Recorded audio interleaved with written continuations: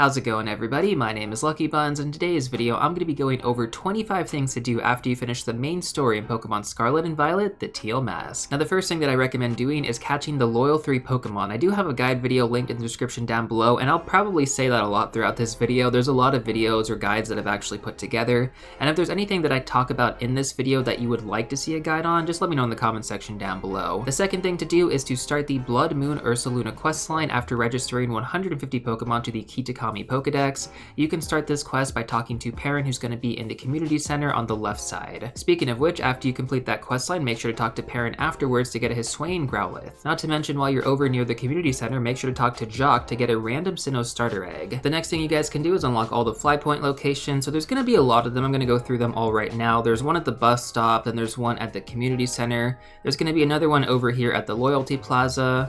There's one all the way here near Wisteria Pond. There's another one over here at the Infernal Pass. There's the Crystal Lake Pool. There's one over here at Paradise Barrens. There's another one over here at Gracious Stones. For some reason, there's not one in the Timeless Woods. Like, it would seem like there should be, right? But there's not for some reason. There's another one over here at Fallen Horn. And then there's two more. There's a few more. There's Kitakami Hall, then there's the Kitakami Ogre Ousting minigame. You get teleports for both of them, which is kind of cool. And then finally, there's one at Mossfell Confluence. And those are going to be all of the fly point locations you guys can unlock in this region. The next thing you guys can do is complete the Billy and O'Hare questline to receive over 1 million Pokemon dollars. I actually have a full guide going over this, so make sure to check that out in the description down below or in the top right corner right now.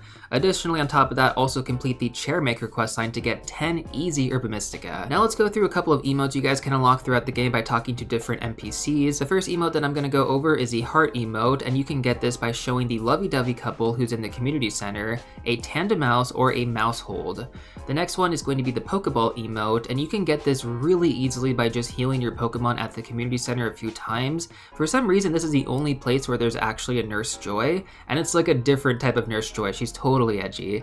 But yeah, you just have to heal your Pokemon a few times with her, and then you'll end up getting the Pokeball emote. I don't know how many times you have to do it, but it shouldn't take you that long. Now the next two emotes you guys can unlock are both going to be at Kitakami Hall. The first one is going to be talking with a kid in a Pikachu mask, and the second one is going to be talking with a kid in a Monkey Dory mask. The kid with the Pikachu mask is on the right side of Kitakami Hall, and the kid with the Monkey Dory mask is right across from the Ogre Ousting minigame. Another thing you guys can do is battle all the Kitakami Ogre Clan members throughout the region and then claim the rewards from their leader. So this one is a little bit difficult because the members are really spread out, and some of them are a little bit difficult to find. If you're having trouble with any of that, I have a full guide video, which again I'm going to link in the description down below, so make sure to check that out.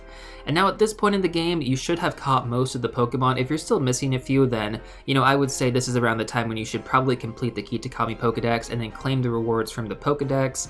And then after you do that, I would head back over to the community center, talk to Jock after completing the Pokedex to get the Glimmering Charm.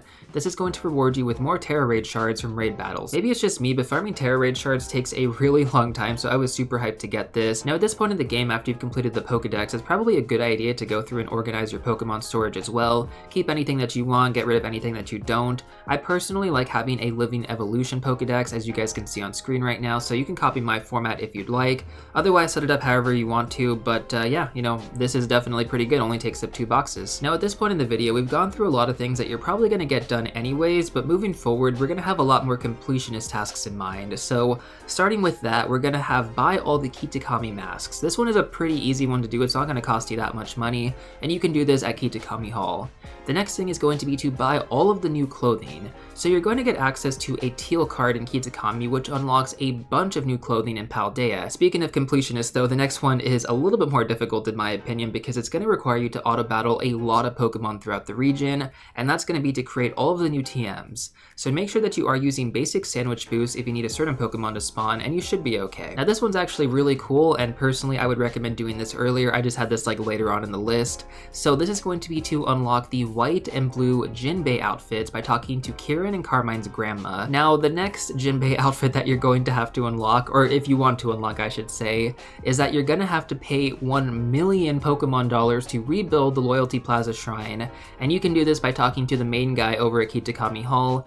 Now, I don't recommend doing this if you don't want to, like this is just for a flashy festival Jinbei, and again you're paying 1 million, but if you want to go for the completionist aspect of this game, then it's definitely something that you're going to have to do. Now keeping that in mind, if you already went through and completed the Billy and Onir questline earlier on in the video, you should have already got well over 1 million Pokemon dollars, so it kind of pays for itself in a way. The next thing that I would recommend grabbing is some Fresh Start Mochi from the Ogre Ousting minigame. So basically what this item does is that it's going to reset the EVs on your Pokemon completely. Previously, you would have to use a lot of berries to get down the EVs on your Pokemon, and now you only need one item. So in my opinion, this is a really nice addition to the game, and I'd highly recommend grabbing a few of these from that minigame. Speaking of which though, if you actually end up completing the Ogre Ousting minigame on hard mode, you will get yourself a shiny Munchlax. Now, that being said, this is really difficult, and it only works with solid coordination among your teammates. I also want to mention that before you attempt this with other people, you need to have unlocked hard mode by yourself first. If you don't actually do this and you join somebody else's game who's on hard mode,